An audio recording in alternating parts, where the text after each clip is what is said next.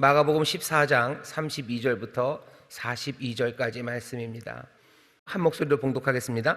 저희가 겟세마네라 하는 곳에 이름에 예수께서 제자들에게 이르시되 나의 기도할 동안에 너희는 여기 앉았으라 하시고 베드로와 야고보와 요한을 데리고 가실새 심히 놀라시며 슬퍼하사 말씀하시되 내 마음이 심히 고민하여 죽게 되었으니 너희는 여기 머물러 깨어 있으라 하시고 조금 나아가서 땅에 엎드려 될 수 있는 대로 이때가 자기에게서 지나가기를 구하여 가라사대 아바 아버지여 아버지께는 모든 것이 가능하오니 이 잔을 내게서 옮기시옵소서. 그러나 나의 원대로 마옵시고 아버지의 원대로 하옵소서 하시고 돌아오사 제자들의 자는 것을 보시고 베드로에게 말씀하시되 시몬아 자느냐 네가 1시 동안도 깨어 있을 수 없더냐 시험에 들지 않게 깨어 있어 기도하라. 마음에는 원이로되 육신이 약하도다 하시고 다시 나아가 동일한 말씀으로 기도하시고 다시 오사 보신즉 저희가 자니 이는 저희 눈이 심히 피곤함이라. 저희가 예수께 무엇으로 대답할 줄을 알지 못하더라. 세 번째 오사 저희에게 이르시되 이제는 자고 쉬라. 그만이다. 때가 왔도다. 보라 인자가 죄인의 손에 팔리우느니라. 일어나라 함께 가자. 보라 나를 파는 자가 가까이 왔느니라. 아멘. 오늘 설교의 제목은 42절 제일 마지막에 있는 말씀입니다. 일어나라 함께 가자입니다. 일어나라 함께 가자입니다. 오늘 우리가 마가복음 말씀을 읽었습니다. 지난 4일 동안 우리가 고난주간에 주제가 분명하죠. 우리 무리의 죄악을 그에게 담당시키셨도다라는 주제로 우리가 말씀을 나눴고 우리의 죄악을 담당하신 그분 앞으로 가까이 나와서 그분을 배웠습니다. 그분이 하신 일이 뭔지 우리가 보았고요. 우리의 모든 죄악을 담당하신 일이고 그 죄악을 담당하심으로 우리의 삶에 어떤 변화가 가능해졌는지 그리고 그 가능한 변화가 우리의 삶에 귀한 선물이 되기 위해서 또 우리가 해야 할 일들에 대해서 이야기를 했습니다. 기억나시나요? 첫 번째 날은 그래서 주제가 우리 무리의 죄악을 그에게 담당시키셨도다라고 설교를 했어요. 둘째 날은 기억하십니까? 더 가까이죠. 우리의 죄악을 주께서 다 담당하심으로써 하나님과 우리 사이에는 다시 한번 화목함이 그리고 길이 열립니다. 길은 넓게 열렸어요. 그 길을 향해서 더 가까이 나아가면 됩니다. 주께서 우리의 모든 죄악을 담당하심으로 우리의 모든 율법의 저주에서 우리를 속량하셨습니다. 그러니 세 번째 날 주제가 율법의 저주에서 아브라함의 복으로 해요. 주가 그 모든 저주를 다 받으셨어요. 그러니 이제 우리는 더 이상 그 저주 아래 있지 않습니다. 그 대신 우리를 아브라함의 복이 미치게 만드시는 그런 존재로 우리를 만드셔서 이제 더 이상 두려움 없이 염려함 없이 그 복을 누리는 곳으로 달려가고 복이 되는 그 삶을 소망하며 살아가면 됩니다. 어제는 죄에 대하여 죽고 의에 대하여 살기라는 제목으로 말씀을 나눴었습니다. 죄에 대하여 죽게 하셨어요. 이제는 죄와 상관없습니다. 죄와 상관없으니 그냥 죄의 모든 힘, 죄가 우리를 묶고 있던 권세, 거기에서 우리를 값을 치르고 우리를 사내셨어요. 그러니 이제 우리는 그분이 그렇게 하신 목적 그대로 의를 살아내기 위해서 그냥 죄를 훌쩍 떠나면 됩니다. 죄를 떠나 의로 살아가는 그 삶, 그렇게 하나님의 의를 향해서 하나님 기뻐하시는 일을 위해서 우리는 살아갈 수 있는 그런 복된 사람들이 되었습니다. 이 귀한 일을 우리의 모든 죄악을 담당해내신 그 그리스도 예수님께서 우리를 위해서 하신 일입니다. 우리를 위해서 하셨고요. 우리의 앞에서 하셨습니다. 그러니 의를 사는데 이리저리 방황하면서 의가 뭔지를 살필 것 없어요. 우리 앞에 가셔서 우리 앞에서 보여주신 그분 따라 살아가면 됩니다. 자, 오늘은 우리에게 정말로 이 귀한 은혜와 복을 주신 그 사랑하는 주님, 우리의 모든 죄악을 담당하신 그 주님을 만나려고 합니다. 만나기에 딱 좋은 날입니다. 오늘은 금요일 이른 새벽이죠.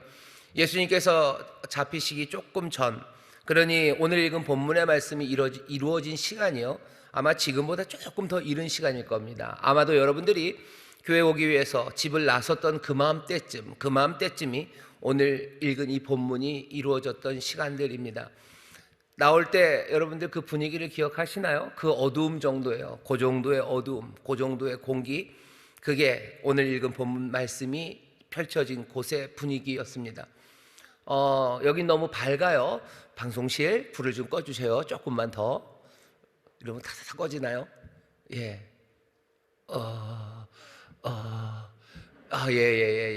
조금만 더. 예, 좀만 더요. 예, 그날 새벽 비슷해야 됩니다. 좀만 더 꺼주셔요. 네. 뒤에 누가 우리 여성계 집사님들 뒤에 있는 불도 좀 꺼주셔요. 네, 좋습니다. 이거보다 조금 어두웠겠지만 충분히 도움이 되실 겁니다. 이 정도 어두웠던 시간이에요. 이 시간에 예수님이 하셨던 일들이 오늘 본문에 있습니다. 오늘도 우린 지금 그 예수님을 만나려고 합니다. 근데 오늘 만나는 예수님, 우리의 죄를 담당하신 그분, 우리가 정말로 우리의 삶을 하나님께로 가까이 나아가게 하시고 우리를 저주에서 복으로, 그리고 죽음에서 생명으로, 그리고 불의와 죄의 삶에서 의의 삶으로 이끌어 가시고 그 길을 여시고 그 놀라운 일을 담당하신 분을 우리가 지금 만나는데요, 우리가 만나야 되는 그분에 관한 이야기가 기록되어 있는 오늘 말씀을 보면 조금 우리를 당황하게 합니다. 오늘 말씀은 우리를 굉장히 당황하게 하는 말씀이에요. 왜냐하면 이 죄를 담당하시리가 이제 죄를 담당하러 가시는 바로 그 시간이 얼마 남지 않았습니다. 그런데 우리가 만나는 이야기는 뭔가 영웅의 이야기가 아닙니다. 오늘 말씀을 읽다 보면요, 굉장히 당황스러워요. 그리고 좀 피하고 싶은 그런 말씀입니다. 그리스 영웅들이 죽어요. 헤라클레스가 죽을 때만 해도요, 자기가 독이 이렇게 됐어요. 중독됐어요. 너무 아파요. 그러니 거기를 어떻게 하지 않아요. 몸부림치다 죽지 않고 이럴 바에 그냥 내가 죽겠다. 장작을 쌓아놓고 불을 지르라고 그러면서 죽어갑니다. 그리스의 영웅들이 죽어가는데 그런 영웅담 같지도 않아요. 유대인들에게는 순교자 이야기가 많습니다. 예수님 전에도 순교당한 사람들이 많아요. 종교를 지키기 위해서, 자기의 믿음의 10년을 지키기 위해서 죽어간 순교자들 많고요. 그 순교자들의 용감한 이야기, 절절한 연설들, 그런 이야기들 굉장히 많습니다. 그런데 오늘 우리가 만나는 이 주님, 이 예수님, 우리의 모든 죄악을 담당하시고 그 위대한 일을 감당하신 분의 마지막에 관한 이야기가 우리 앞에 놓여져 있는데, 이 이야기는 우리가 알았던 그런 이야기들이 아닙니다. 오늘 말씀 우리를 굉장히 당황스럽게 합니다. 예수님이 겟세마네라는 곳으로 갑니다. 예루살렘 조금 동쪽에 있어요. 감람산이라고. 감람산 그러면 뭔지 모르겠다. 감람이라는 건 올리브입니다. 올리브 농사를 많이 짓는 것 같아요. 그 감람산에 겟세마네라는 동산이 있어요. 겟세마네라는 뜻은 그냥 기름 짜는 곳입니다. 딱 어울려요. 그냥 올리브 나무 많은 그 산에, 감람산에, 겟세마네라는 기름 짜는 곳에 예수님은 그곳에 기도하러 가셨습니다.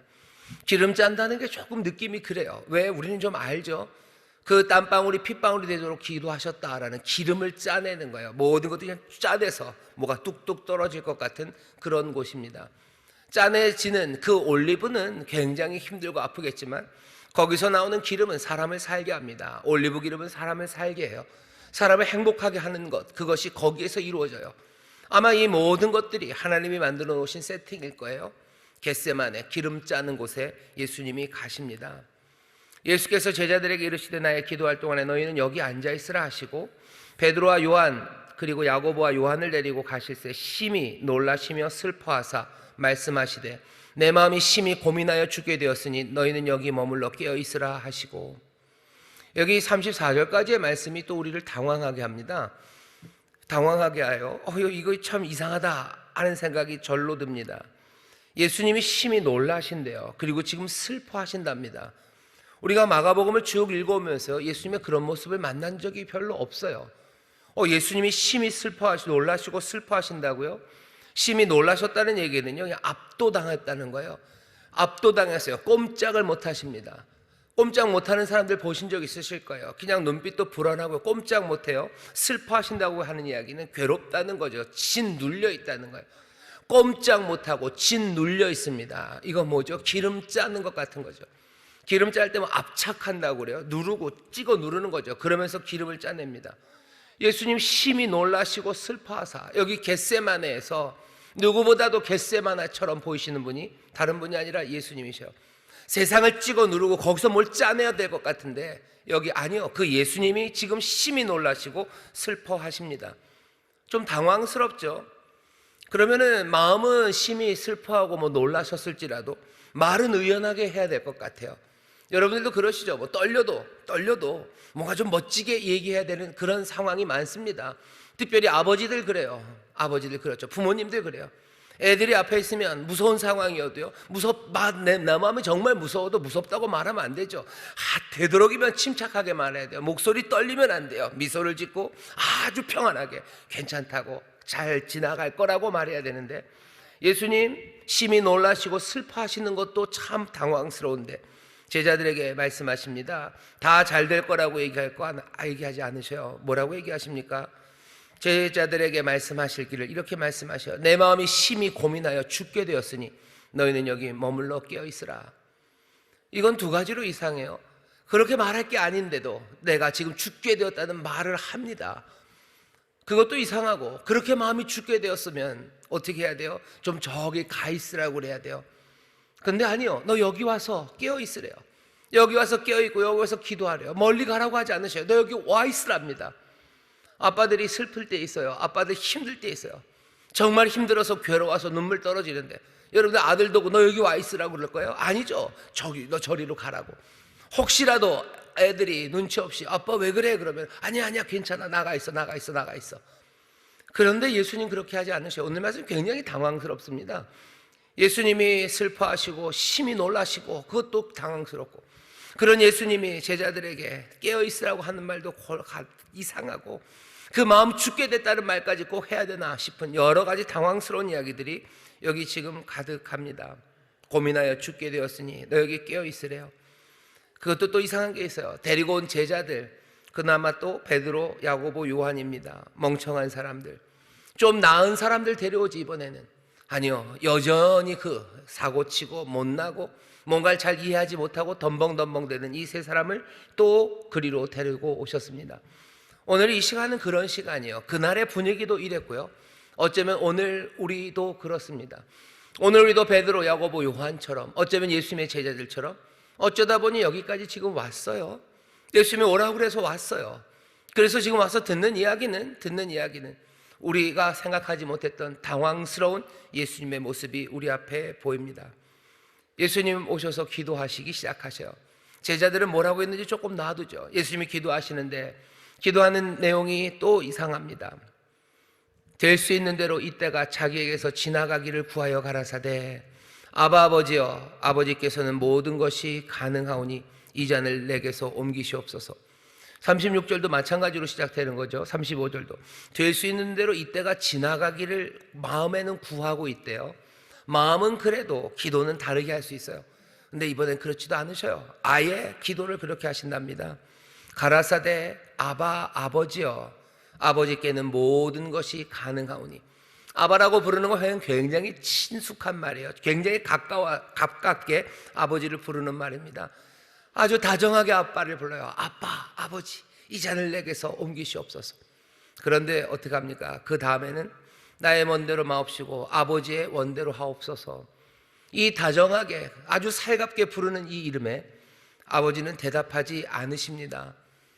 그냥 우리의 신음도 들으신대요. 그냥 부르면 응답하신다고 그러셨어요. 죄인이 불러도 응답하시는데 이 사랑스러운 아들이 사랑스럽게 아바, 아버지를 부르는데 아버지는 거절하십니다. 여기도 당황스러워요. 이렇게 부르는데 왜 아버지는 대답하지 않으실까? 그냥 쭈삣쭈삣 대는 것도 아니고, 무슨 악한 아들이 부르는 것도 아니고, 죄인이 부르는 것도 아니고, 그냥 신음하는 마음속의 소리도 아니고, 아예 입 밖으로 나온 말입니다. 아바 아버지요, 아바 아버지요, 아버지께서는 모든 것이 가능하오니 이 잔을 내게서 옮기시옵소서. 그런데 대답이 없는 거죠. 그러나 나의 원대로 마옵시고 아버지의 원대로 하옵소서. 가장 가깝게 부르지만 아주 차가운 거절이 아버지로부터 옵니다. 아버지는 돌아보지 않으시는 거예요. 아버지는 대답하지 않으시는 거예요. 조금 시간이 지나면 15장에 가면요, 엘리 라마 사박다니, 나의 하나님 나의 하나님 어찌하여 나를 버리시나이까라는 말이 나와요.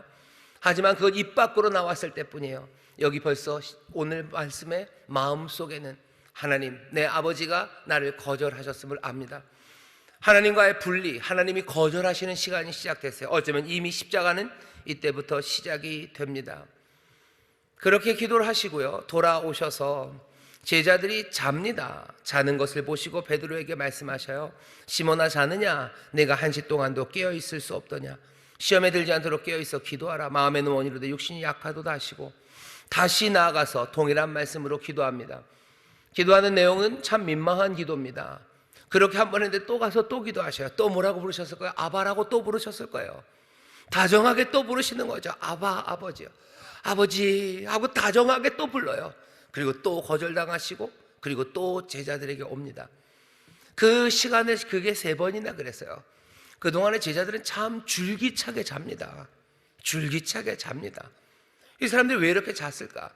제가 보니까 성경에서 잠자는 게 몇 개 나오는데 이렇게 자는 사람들은 없어요. 아마 베개 선전을 하고 싶으면 그냥 이 장면을 패러디하면 돼요. 아예 그냥 불경스럽기로 작정하면 거기다가 라텍스 베개 선전하는 거 하면 돼요. 이 사람들 머리만 대면 잔다고.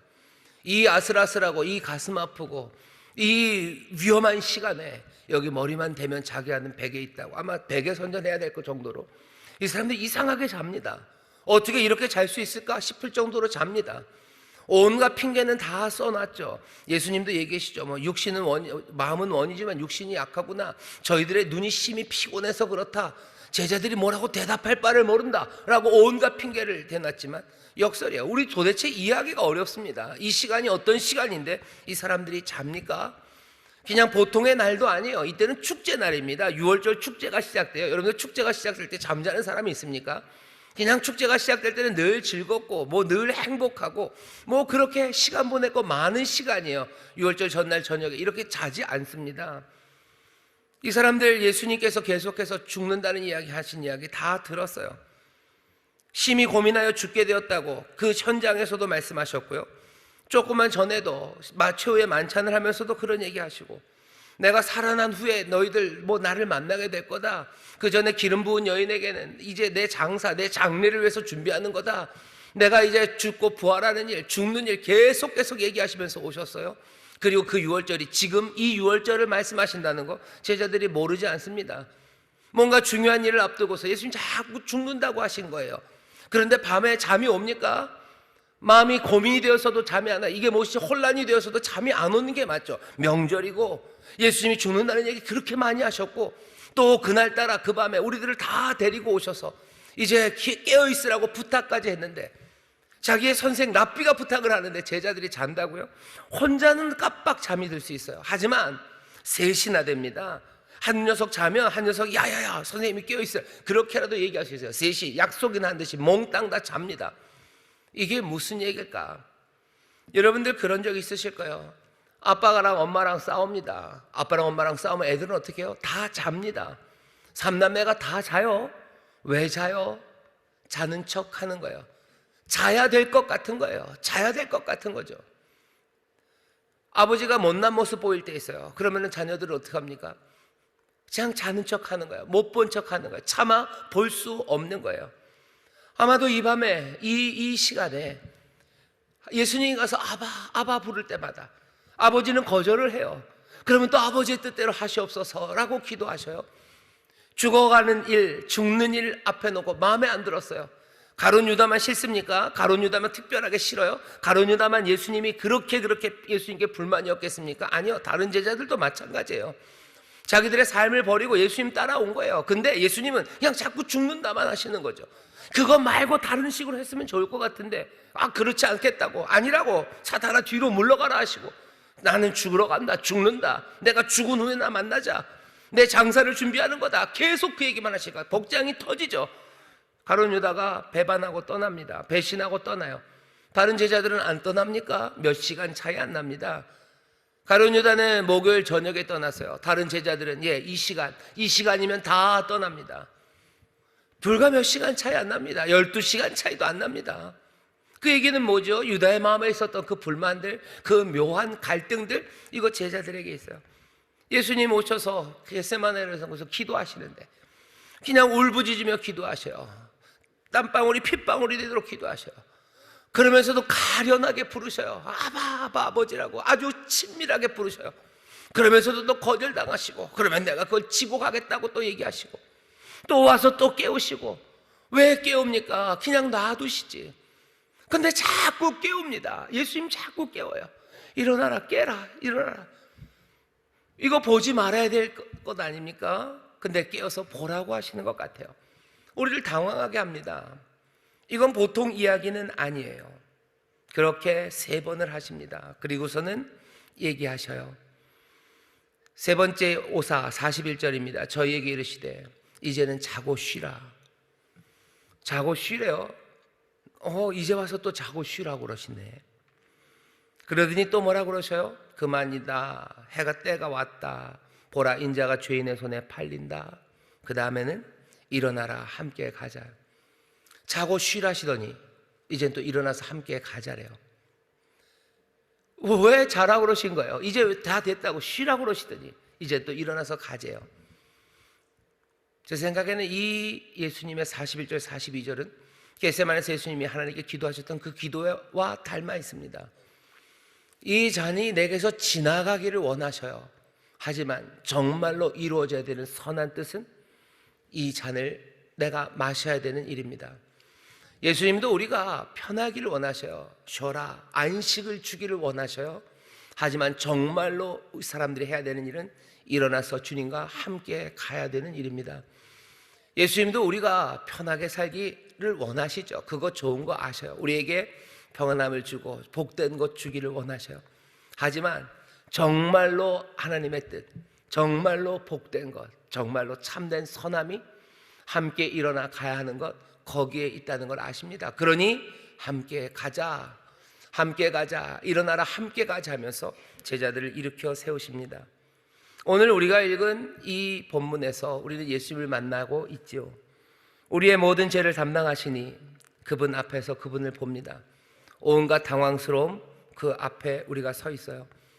오늘 우리가 보는 예수님은 어떤 예수님이십니까? 예수님은 아파하면서 일어나시는 예수님이십니다.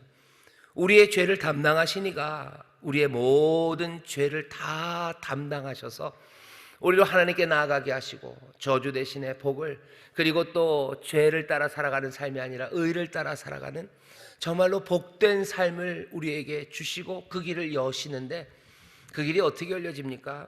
아파하며 일어서는 분을 통해서 이루어집니다. 오늘 여기서 본문에서 보여지는 십자가는, 십자가의 의미는 다른 것 아니에요. 아파하며 일어서는 십자가입니다. 아파하며 일어서요.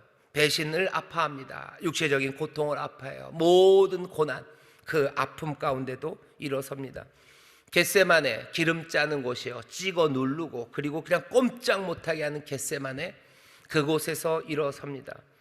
겟세마네 그곳에는 혼란한 곳이죠. 거기에는 거짓이 있는 것이에요. 거기에는 공격과 온갖 배신이 둘러싸여 있는 곳. 우리가 살아가는 삶의 자리가 그렇지 않습니까? 여러 가지 배신이 가득해요. 거짓이 있어요. 혼란스러운 곳, 우리를 찍어 누르고 그냥 꼼짝 못하게 하는 그곳에서 우리는 살아가요. 겟세마네에서 예수님 보여주시는 것, 십자가를 보여주시기 시작하시는데 그 모든 아파하는 것에서 일어서는 겁니다. 공포를 이겨내는 방법, 그 아픔을 이겨내는 방법이 여러 가지가 있습니다. 보통은 2가지예요. 하나는 뭐냐면 이런 거죠. 뭐가 전사가 되는 거예요. 굉장히 강한 사람이 되는 겁니다. 죽음의 공포를 이겨내는 사람들, 전사들이에요. 전사들은 죽음을 두려워하지 않죠. 그 사람들은 비범합니다. 왜 그 사람들은 죽음을 두려워하지 않습니까? 죽음의 경험이 많아요. 죽여본 경험도 많고 또 옆에서 죽는 사람을 본 경험도 많아요. 그래서 이제 강철 같은 사람이 된 겁니다. 그러니 죽음, 그리고 그 공포에 무뎌져 버리는 거죠. 비범하게 무뎌져 버리면 돼요. 아니면 전사가 되는 것, 아니면 도사가 되는 겁니다. 이 사람들은 싸움의 경험을 하는 게 아니에요. 그냥 고통을 정신적인 수련을 통해서요, 삶과 죽음, 이건 허상이다 그러면서 그 고통을 피하는 것을 배우는 거죠. 정신적으로 피하는 거예요. 아주 세련되게 피합니다. 그러니 도사는 아주 비범하게 고통과 죽음을 피하는 사람, 외면하는 사람입니다. 외면하면 안 아파요. 아니면 무뎌지면 안 아픕니다. 그래서 전사와 도사, 우리 교회도 그런 분들이 많이 계시죠. 전도사님들입니다. 농담입니다. 무뎌지든지 아니면 외면하든지예요. 무딘 사람들 많습니다. 아프지 않아요. 마음 독하게 먹는 거죠. 세상에서 마음 독하게 먹고 살아요. 그리고 내가 나를 보호할 수 있는 것들로 다 보호합니다. 그리고서는 살아가죠. 아니면 아픔을 외면하는 거예요. 그걸 비껴가는 거예요. 남의 아픔이 있으면 그거 비껴가고요. 그리고 내가 당해야 되는 있으면 온갖 방법으로 그거 피해가는 사람들입니다. 그렇게 살아갈 수 있어요. 근데 예수님께서 겟세마네, 우리를 당혹하게 만드시는 이 자리에서 우리에게 보여주시는 것은, 예수님 거기에 무감각하지 않으셔요. 아파하십니다. 피해가십니까? 아니요, 피해가지도 않으셔요. 무뎌지지도 않고 피해가지도 않으면서 예수님은 그곳에서 모든 아픔을 다 감내하는 가운데 거기서 어떻게 하셔요? 일어서십니다. 오늘 말씀의 반전은 어디에 있어요? 그렇게 기도하시고 그 아픔을 다 내어놓으시고 기도하시고 하나님 아버지 거절하시는 그 가운데서도 예수님 도망가지 않으셔요. 그러면 원래 뭐라고 그래야 될 것 같아요? 얘들아 함께 일어나라, 도망가자. 아니면 얘들아 일어나라, 피하러 가자. 얘들아 지금은 아닌가 보다, 우리가 더 준비해서 더 단단해지면 오자. 아니요, 그러지 않으셨어요. 예수님이 일어나십니다. 그 땀방울이 핏방울이 되도록 기도하시면서도 거절된 그 자리에서 뭐 일어나셔요. 일어나셔서 도망가셔요. 일어나셔서 포기하셔요.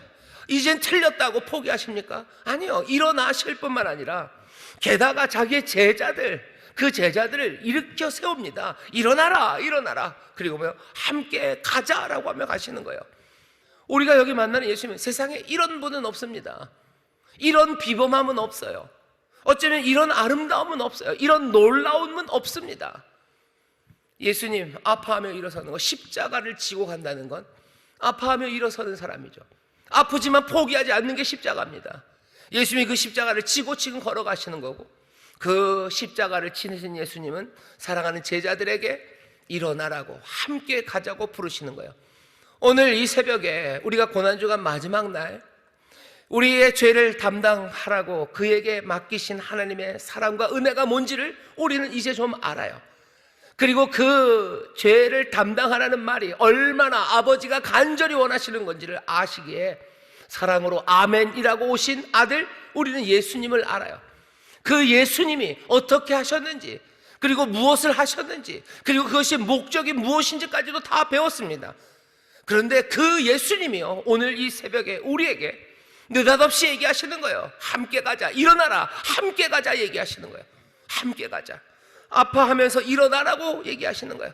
눈물 나는데 꼼짝 못하는 겟세마네에서 누가, 어떤 올리브가, 어떤 감람 열매가 그 압착된 곳에서 찍어 눌리고 눌려진 데서 다시 일어납니까? 거기선 끝이죠. 모든 올리브는 끝이죠. 끝이어도 그냥 좋은 거죠. 그냥 기름이 나왔으니까. 아니요, 그 은혜와 복을 주신 이는요, 우리에게 뭐야? 다시 너희도 일어나라고 함께 가자고 우리를 부르시는 거예요. 여러분은 이 말씀 앞에 우리가 섭니다. 일어나서 함께 가죠. 죽음에서 생명으로 우리를 인도하시니까, 우리를 모든 저주에서 속량하셔서 우리를 그 복으로 인도하시니까, 우리가 이제는 더 이상 죄에 따라 살지 않고 이제 의를 따라 살아가는 삶으로 우리를 살아가기 위해서 자신의 몸으로 속량하시고 자기의 몸을 찢으시니까 그분이 우리에게 일어나라고 하십니다. 그리고 뭐예요? 함께 가재요. 그 길로 가자고 우리를 지금 부르시는 거예요. 역설이죠. 니들은 도망가라. 니들은 잘 살아라. 니들은 편히 쉬어라. 예, 그게 하시고 싶은 말씀 맞대요. 예수님도 그러시죠. 그래, 편히 쉬어라. 이제는 자고. 하지만 아니에요. 이 잔이 내게서 지나가면 좋겠지만 하지만 아니다 라고 말씀하신 것처럼 너희들 편하면 좋겠고, 그렇지만 하지만 그건 아니다. 일어나라, 함께 가자. 우리를 지금 부르십니다. 일어나라고, 함께 가자고 그렇게 부르고 계셔요. 이 부르심에 여러분들 어떻게 대답하실 겁니까? 이 부르심은 도대체 우리에게 무엇을 요구합니까? 예수님이 희생 제물이 되어서 우리를 살리신 것처럼 우리가 그 주님을 따라간다는 건 우리도 대속의 삶을 살아가기 시작하는 거죠. 우리도 대신 죽어서 사람들을 살리는 삶입니다. 아, 어떻게 죽습니까? 우리도 그냥 죽습니까? 아니요, 지금 당장 안 죽더라도 내 생명을 걸어놓고, 그리고 내 삶을 들여서요, 네 마음을 다하고 네 목숨을 다하고라는 말이 무슨 말인지 여러분들 기억하셔야 돼요. 네 뜻을 다하고 네 힘을 다하는 게 뭔지 여러분들 생각하셔야 돼요. 대속의 죽음으로 가셨던 예수님, 우리를 향해서 너 마음을 다하고 목숨을 다하고 뜻을 다하고 힘을 다해서 하나님 사랑을 알았던 그 이야기가, 그게 그냥 미한 얘기가 아니었음을 기억하셔야 돼요. 마가복음 12장입니다. 얼마 앞에 그 얘기하셨어요. 예수님이 그걸 그냥 무슨 성경 공부하는 거 가르치신 거 아니에요. 자기가 걸어가는 길이죠. 내가 마음을 다하고 내가 목숨을 다하고 내가 뜻을 다하고 내가 힘을 다해서 내가 내 하나님을 사랑할 거예요. 왜? 하나님이 모든 죄를 감당하라고 하신 그 사랑을 알아요. 그러니 그 사랑하는 내 아버지를 내가 사랑함으로 내 목숨을 내어놓고 걸어갈 거예요. 대속의 죽음으로 내 삶을 드리고 내 생명을 걸어서 내가 생명 살리는 그 일에 내가 나갑니다 하는 그 뜨거움이 마가복음 12장에서 너희에게 계명을 달라고, 어찌 살아야 되냐고, 어찌 사는지 예수님 말씀하셔요. 그리고 어찌 살아야 되는지 우리에게 보이십니다. 그 길이 가장 복된 길이에요. 그러니 이제는 쉬어라, 자라 라고 말하고 싶으시지만 아니다. 일어나라, 함께 가자. 일어나라, 함께 가자. 우리에게 이 말씀을 주시는 줄 믿습니다. 우리도 우리의 생명을 걸고 우리의 삶을 들여서 기쁨과 충성의 순종으로 사람들, 죽는 사람들에게 생명 주는 것, 그거 해야 돼요. 어떻게 생명을 줍니까? 죽어가는 사람들에게 어떻게 생명을 줍니까? 우리가 아는 바는 하나예요. 요한복음식으로 말하면 바로 그 예수님이 하나님의 아들인 것과 그가 그리스도이심을 믿음으로 영생을 얻는다고 하셨어요. 그들에게 믿음을 가져다 주는 겁니다. 말로, 행동으로, 삶으로, 무엇이든지 간에 마음과 목숨과 뜻과 힘을 다하여서 그거 하면 돼요. 그 일에 내 삶을 거는 사람들, 그렇게 살아가는 사람들, 진리를 말하고 생명을 말하고 그것을 몸으로 증명하고, 그리고 두려워하지 않고 그 아픔 가운데도 찍어 눌려지고 꼼짝 못하는 곳에도 다시 일어서는 거죠. 그것들을 진리로 인도하기 위해서 예수님이 얼마나 고난 받으십니까? 예수님이 오셔도 그 길을 가셔야 되는 거예요. 생명을 살리기 위해서는 그렇게 가야 되는 거예요. 하나의 밀알이 썩어져서 죽어야 생명의 열매들이 나는 것처럼 우리에게 그 삶을 지금 요구하고 계시는 거예요.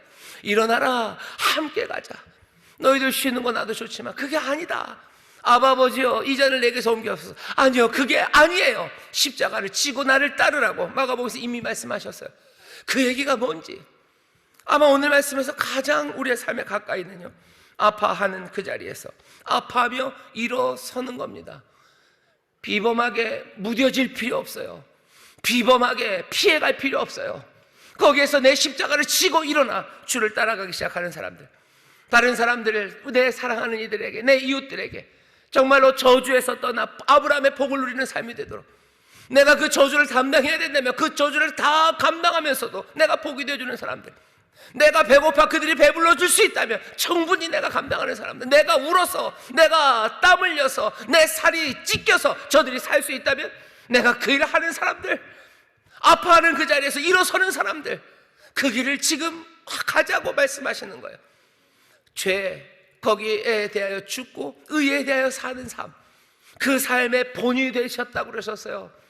그 의의 본이 되어가는 사람들, 내 뒤에 있는 사람들이 하나하나 한 글씨 한 글씨 그 위에 써가면서 글씨를 배우고 아름다움을 배우고 거기에서 기쁨을 배워가듯이 내 삶이 그 히포그람모스, 그 밑에 쓰여진 글씨가 되기를 바라는 사람들, 조심스럽게 걸어서 내 뒤에 오는 사람들이, 내 자녀들이 아름다운 신앙으로 살아가고 내 자녀들이 의롭게 살아가고 죄에서 떠나서 하나님 기뻐하시는 삶 살아갈 수 있도록 그렇게 조심조심 살아가는 것, 그것은 겟세마네에서의 삶입니다. 기름 짜는 곳에서의 삶이에요. 꼼짝 못하고 어쩌면 세상에 찍어 누르는 것 같은 그 아픔 가운데 살아가는 거지만 그 아픔 가운데 일어서는 것, 십자가를 지라고 일어나라, 함께 가자. 주님이 이 말씀을 우리에게 지금 주시는 겁니다. 오늘 우리는 십자가를 지고 가는 주님을 따라요. 자기 십자가를 지고 나를 쫓으라고 그러셨어요. 십자가 지고 그냥 잠자리 맴돌듯이 맴맴 도는 거 아니고, 네 마음대로 가는 것 아니고 나를 따르라고, 함께 가자고. 우리 눈앞에 보이는 건 뭡니까? 우리 앞에 지고 가신 예수님 보이시는 거예요. 겟세마네 십자가를 바라보며 우리가 걸어간다는 이야기가 뭡니까? 아픈 자리에서도 일어서시는 자리예요. 그 슬픔과 그 아픔 가운데서도 그것 제자들에게 왜 자꾸 와서 보라고 하십니까? 안 보이고 싶죠? 아니요, 보라고 하셔요. 네 십자가 지고 너 내 십자가 보고 따라오라고 역설적으로 얘기하시는 거예요. 놀랍게도 우리가 주의 십자가를 볼 때 내가 진 나의 십자가, 그 십자가가 가벼워지는 것을 우리가 보게 됩니다. 내가 주님 바라볼 때 내가 주님 뜻대로 살아가는 그 삶이 내 삶의 기쁨이요 감격이 되는 것, 그것들 발견하기 시작합니다. 그러니 보라고 하시는 거예요. 보고 가슴 아프라고 하시는 거 아니에요? 아시죠? 제자들 예수님이 그렇게 기도하는 거 보면 뭐가 좋습니까? 멀리 보내야 되겠죠. 오지 마라, 애들은 가라, 애들은 가라. 아니요, 와라, 와라, 와라, 와라, 와라, 와라. 주님 우리를 오라고 자꾸 부르셔요. 애들은 가라 아니라 사랑하는 자들아 와라. 이 아픔의 자리로 와라. 와서 일어나라. 여기에서 생명이 어떻게 시작되는지 너희도 보고 너희도 내 길을 따라오라고 우리를 부르십니다. 제자들은 이 길을 살아갑니까? 이 길을 살아갑니까? 일어나라 함께 가자 하는데 갑니까? 못 갑니다. 채 1시간도 안 됩니다. 잡으러 오면 다 도망갈 겁니다. 마가는 14장 50절에서만 제자들이 다 예수를 버리고 그냥 도망갔다라고 써놔요. 그리고 한 사람의 이름도 쓰지 않아요. 제자라고도 그 다음에는 부르지도 않습니다. 그냥 곁에 있던 자 중에 하나가 싸웠다고. 그냥 한 청년이 벗은 몸에 배와 혼입을 두르고 예수를 따라오다가 잡혔다고. 그러니까 벗고 도망갔다고. 그냥 한 청년이요, 그냥 아저씨예요. 옆에 있었던 사람이에요. 마가는 이 사람들 아직 제자 아니다, 함께 오라고, 일어나라 함께 가자 하는데 가지 못한 사람들 아직 제자 아닙니다. 우리는 어떻게 됩니까? 여기 일어나라는 말에 여러분들 기억을 하셔요. 이 일어나라는 말은 분명히 부활의 언어입니다. 뒤에 서신서들을 보면요, 예수님의 부활을 말할 때 몽땅다, 에게로, 이 부활의 동사를 씁니다. 일어나요. 우리 예수 그리스도를 죽은 자 가운데서 일으키신 하나님의 영이 우리 안에 역사하시면, 로마서 8장입니다. 그리스도의 일을 우리가 할 거예요. 그 영광에 참여할 거예요. 하지만 그 영광과 함께 고난, 그 고난도 받을 겁니다. 십자가를 따라가는 그 길, 영광의 길입니다. 눈앞에는 뭐가? 고난이 있을 겁니다. 무엇이? 성령이 우리에게 임하시면 그 그리스도를 일으키신 이의 영이, 그 능력이, 그리고 그 진리가, 그 도우심과 감동과 은혜가 우리 가운데 임하시면 우리는 제대로 십자가 지고 갈 수 있는 그 사람 됩니다. 제자들 여긴 다 떠날 수밖에 없어요. 그렇겠죠. 그냥 한 청년이고 그냥 곁에 섰는 사람일 뿐이에요. 오늘 여기 많은 성도들이, 사랑하는 성도들이 있습니다. 저도 여러분들이 편하게 살면 좋겠어요. 편하게 살고 그냥 뭐 좋은 거 잘 드시고 하는 것마다 어떻게 뭐 잘 돼서 뭐 뒷돈도 생기고 앞돈도 생기고 옆돈도 생기고 그랬으면 좋겠어요. 하지만 편히 있는 거 말고 저도 똑같이 말씀을 전해야 합니다. 일어나라, 함께 가자. 일어나라, 그 십자가 치는 그 주님, 아파하는 자에서 일어서서 주님 따라 걸어가기를 축원하고 또 그렇게 기도합니다. 그 복된 삶, 그래서 예수님의 사랑하는 제자들, 주의 놀라우신 구원의 역사에 참여하는 여러분 되시기를 주의 이름으로 축원합니다. 기도하겠습니다. 하나님 감사합니다. 부활을 앞둔 날입니다. 일어나라, 그 말씀이 온전히 이루어지는 날, 부활의 주님 그 생명으로 우리를 채우시고 부활의 영, 부활의 능력이 우리에게 임하는 날을 사모합니다. 우리가 십자가 지고 가라는, 정말로 일어나 함께 가자는 그 말씀이 우리 가운데 들리기 때문입니다. 오늘 이 새벽에 우리 사랑하는 모든 성도들 다시 한번 주님 바라보며 일어나 함께 가는 우리 모두가 되기를 원하오니 성령님 우리로 주님 바라보게 하시고 또 우리로 포기하지 않고 아픈 그 자리에서 주님처럼 일어서는 사람들 되게 하여 주시옵소서. 내 유익을 위해서가 아니라 다른 사람들의 죄악을 감당하기 위해서, 그들을 복되게 하기 위해서 일어서게 하여 주옵소서. 감사드리며 예수님 이름으로 기도하옵나이다. 아멘.